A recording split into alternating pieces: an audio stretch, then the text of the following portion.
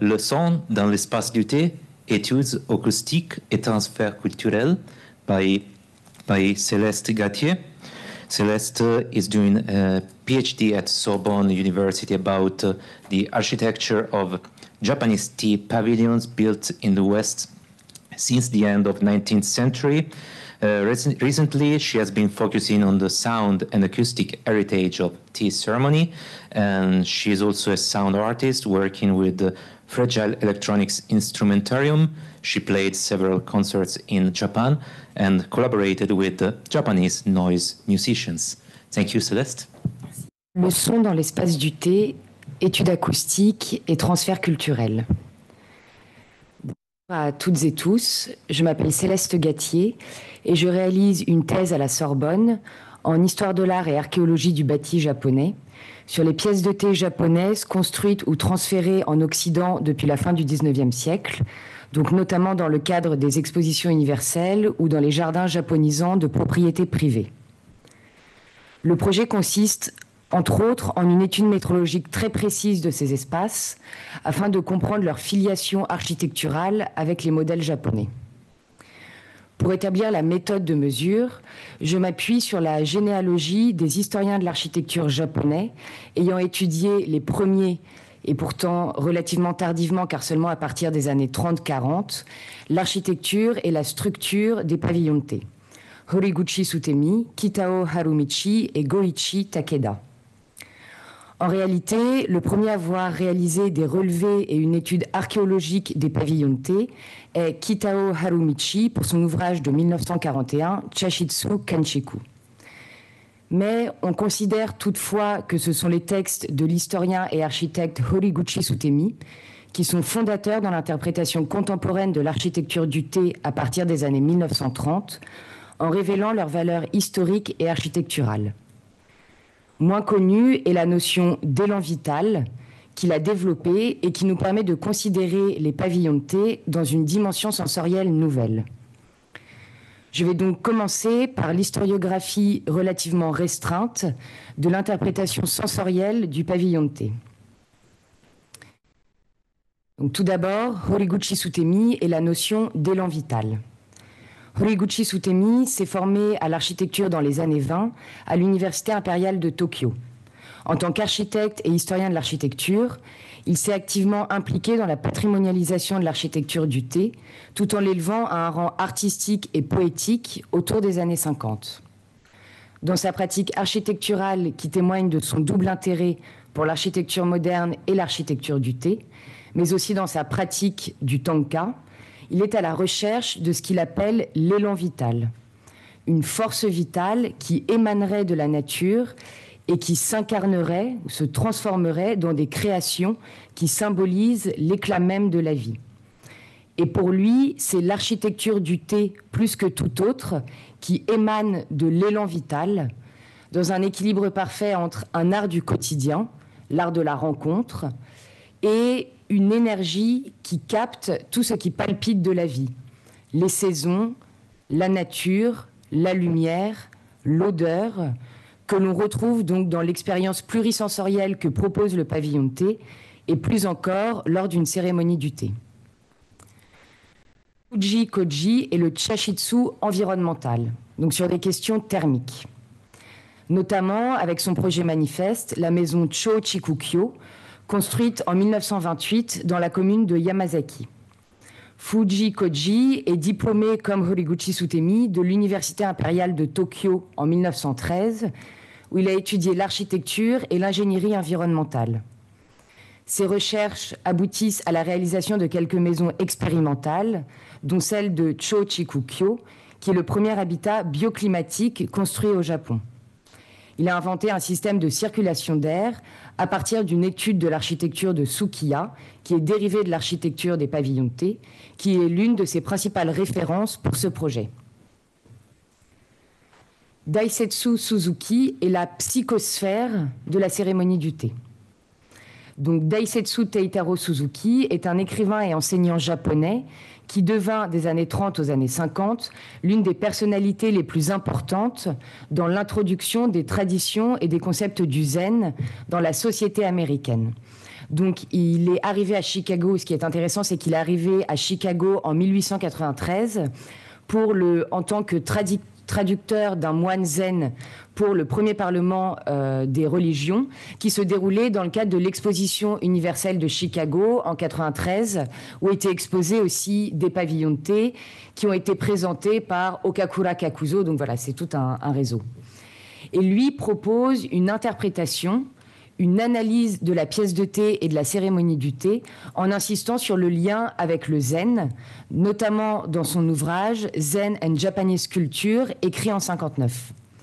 Et dans sa description de la pièce de thé, il évoque aussi les odeurs, les sons, qui composent ensemble une atmosphère qui guiderait l'esprit dans un état de méditation lors de la cérémonie du thé. Et il en arrive même à reprendre les mots de Senno Rikyu, le célèbre maître de thé du XVIe siècle, qui disait que le thé n'est rien d'autre que faire chauffer de l'eau, préparer le thé et le boire convenablement. Daisetsu Suzuki rétorque que non, la cérémonie du thé, ce n'est pas que ça, mais c'est un ensemble de facteurs, l'odeur, le son, qu'il appelle la psychosphère. Et par la suite, les interprétations, alors certains diraient les vulgarisations de la culture japonaise par Suzuki, seront notamment véhiculées dans l'œuvre écrite et musicale de John Cage. Finalement, Yagasaki Zentaro et l'ambiance lumineuse. Plus récemment, l'historien de l'architecture Yagasaki Zentaro, qui est professeur à l'université d'électrocommunication d'Osaka, s'est intéressé à l'atmosphère lumineuse dans les pavillons de thé.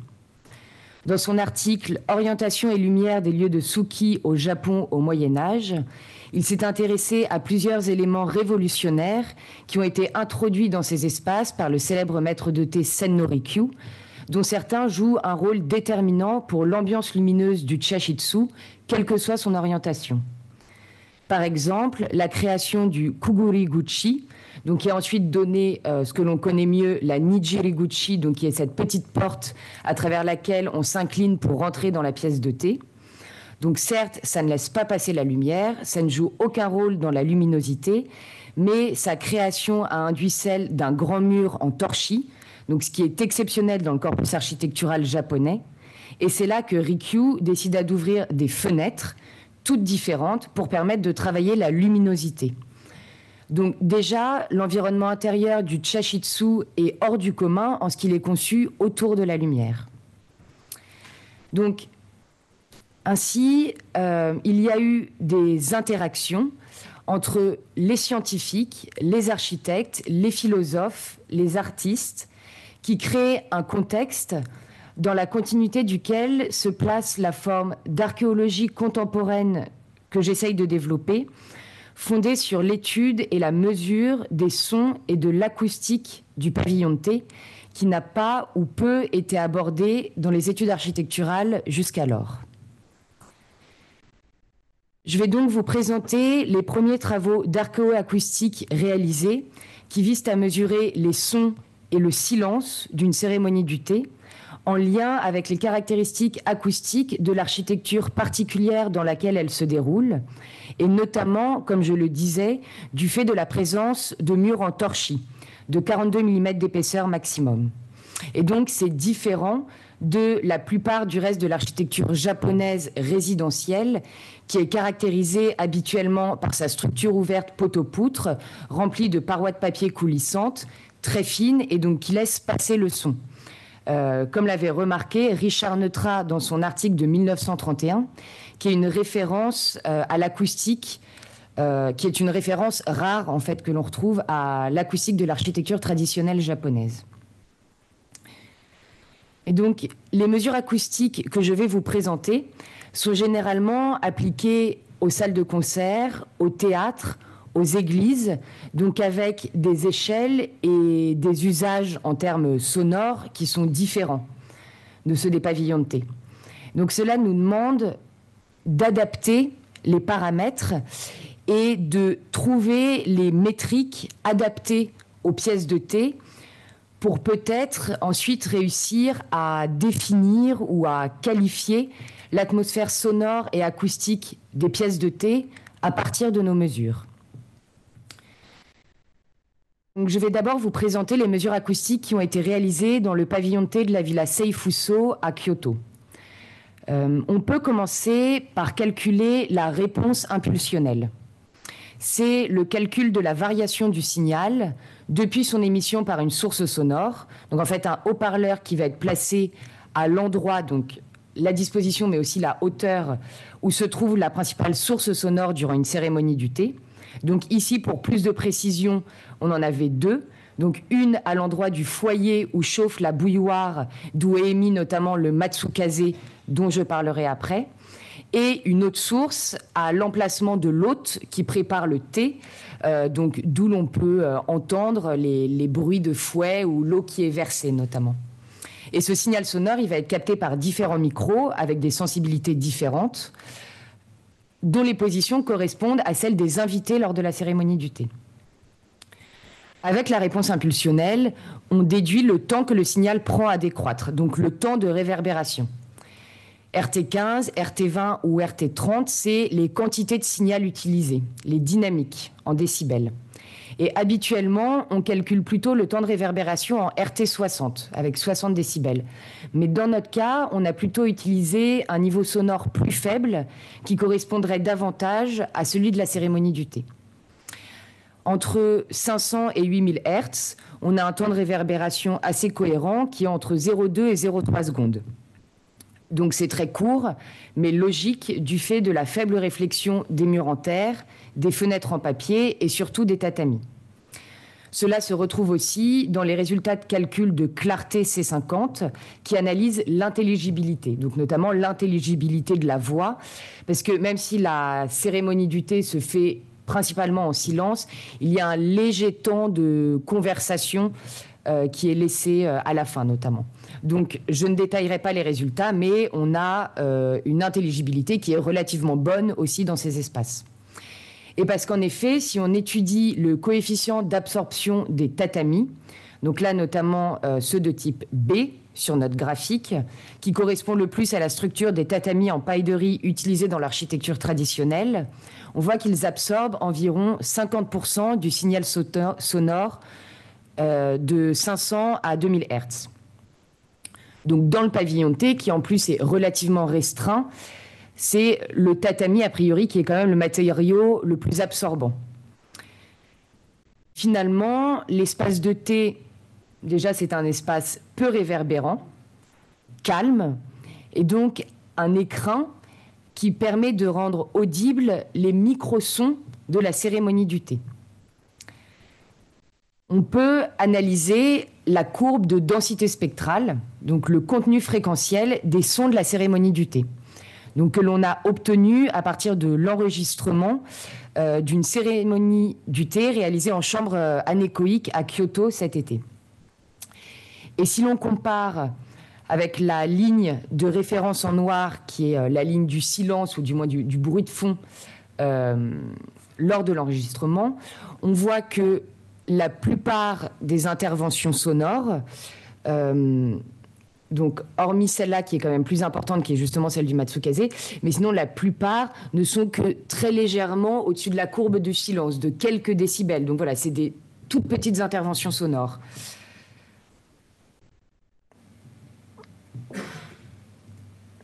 Mais si on revient au premier résultat de réponse impulsionnelle, on s'aperçoit que dans les fréquences plus basses, on se retrouve avec des temps de réverbération autour de 20 secondes. Ce qui est peu logique quand on sait que le temps de réverbération à Notre-Dame est de 12 secondes. En fait, ce qu'il s'est passé ce jour-là, un été en août à 11 heures, qui plus est dans ce pavillon qui n'est pas fermé entièrement de torchis sur les 4 côtés, on entendait relativement le paysage sonore extérieur.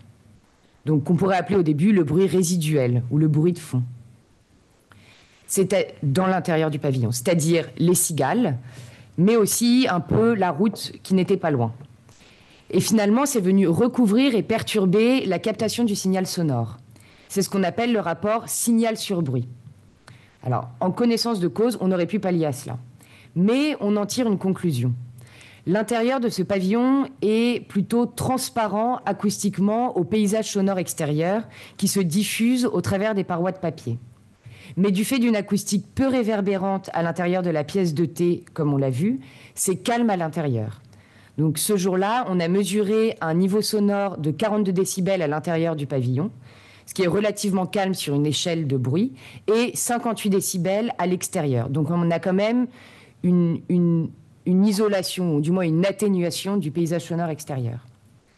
Et à partir de ce constat, peut-être que nous pourrions convoquer la notion de shakkei, ou paysage emprunté, aussi en termes sonores. Shakkei, au départ, c'est une technique paysagère qui consiste à intégrer un élément de paysage naturel, un monument réduit, dans la composition d'un jardin. Donc, par exemple, un monticule de sable ou de gravier qui évoquerait une montagne ou le Fuji, par exemple.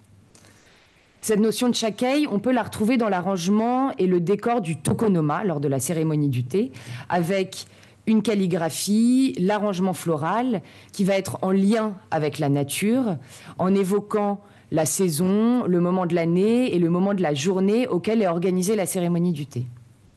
Mais donc finalement, ce lien étroit à la nature, cet élan vital que l'on perçoit d'après Horiguchi Sutemi, il existe aussi en termes sonores.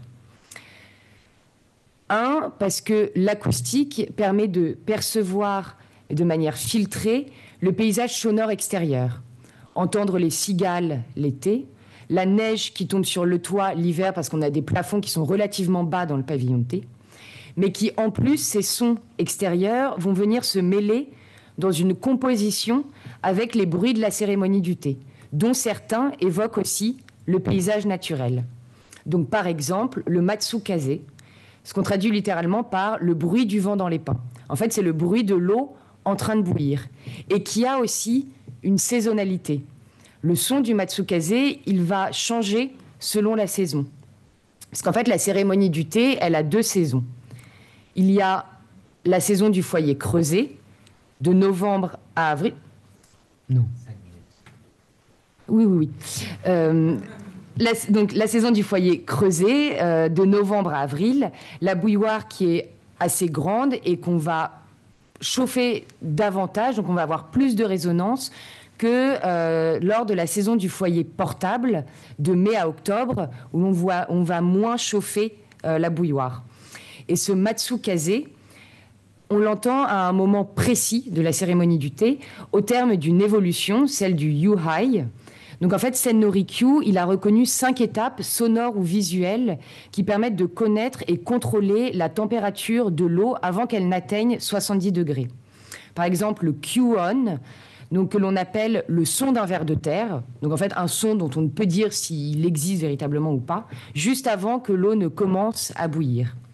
Kaikan, Renshu et Gyomoku, ce sont plutôt des stades visuels, donc avec les bulles qui apparaissent. Et finalement, le Matsukaze, donc lorsque l'on entend ce bruit du vent dans les pins. Alors, je vais essayer de vous... Alors, c'est très, très...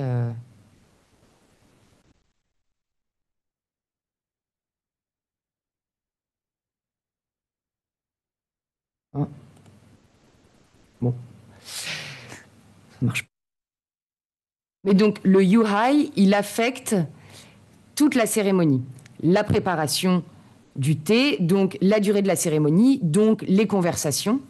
Et donc, le son, pendant la cérémonie du thé, tant pour l'invité que pour l'hôte, est une constituante essentielle.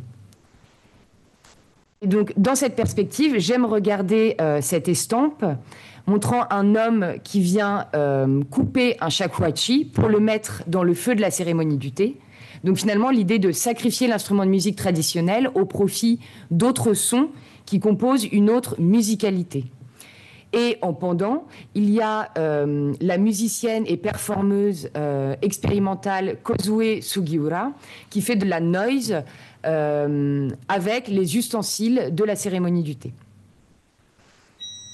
Ah ben voilà.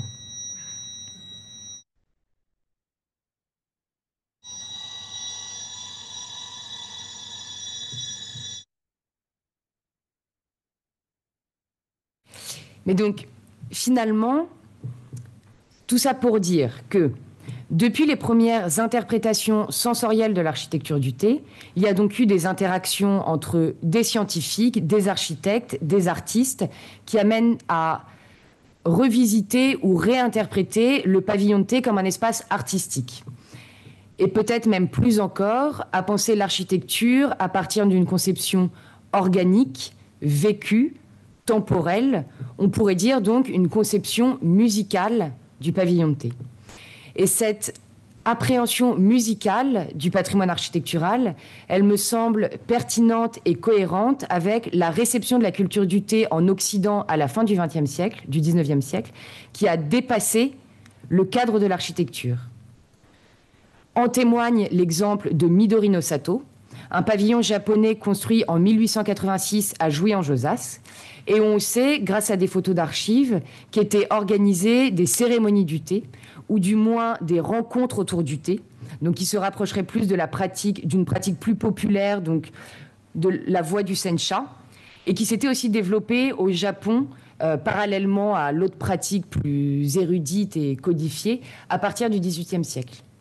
Et en consultant le livre d'or, on s'aperçoit que certains visiteurs ont signé avec des partitions. On a retrouvé, finalement, on a essayé de réinterpréter, par exemple, la musique de Midori no Sato, composée par Pierre de Bréville. Alors, est-ce que ça marche ?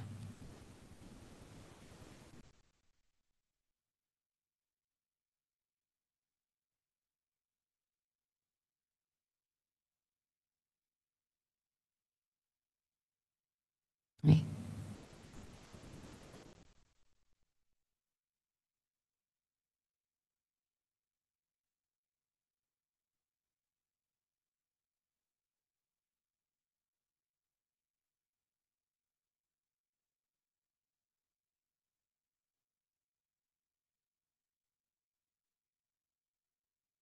Alors peut-être que certains spécialistes musicologues diraient que l'on y reconnaît un mode japonais. Ce n'est pas mon domaine. Mais donc ce même regard musical et cette écoute de l'architecture, je pense, est intéressante et pertinente d'appliquer pour étudier par exemple les pavillons du jardin Albert Kahn. Donc certes, il y a un pavillon de thé japonais offert par l'école de thé Urasenke dans les années 60, dans lequel sont organisées des cérémonies du thé plutôt formelles, mais il y a aussi un pavillon qui n'est pas un pavillon de thé à proprement parler, qui est plutôt similaire aussi en termes d'usage au pavillon de Midori no Sato, où Albert Kahn recevait des visiteurs dans des rencontres plus libres autour du thé. Et donc, ce regard musical sur l'architecture, il a une vocation épistémologique, mais aussi anthropologique, afin de comprendre et peut-être rejouer la perception et l'usage du patrimoine japonais en Europe à la fin du XIXe siècle. Merci.